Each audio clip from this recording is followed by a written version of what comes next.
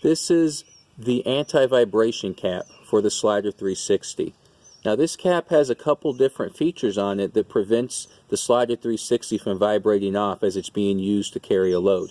The first thing you're going to notice is that there's a lot of surface area on this anti-vibration cap. Now what that surface area does is it increases the coefficient of friction.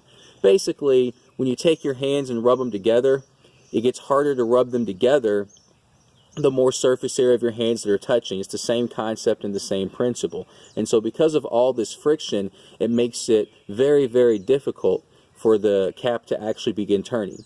The second feature of the cap is, let's say it does begin turning. All that happens is it actually turns. As you can see, the cap spins freely without necessarily putting that much force or that much torque on it.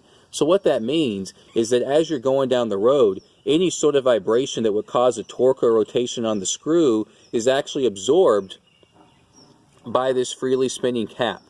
And then the final feature is actually using the product itself. Whenever you add more tension to the Slider 360 and to this anti-vibration cap, what happens is you increase the coefficient of friction even more. For example, if you take your hands and you rub them and you push very, very hard as you rub them together, it's nearly impossible to rub. The same principle applies here to the Slider 360 and this anti-vibration cap. The tighter you get the load, the less of a chance you're going to have of it to actually rattle off, simply because you're adding more friction to the unit itself.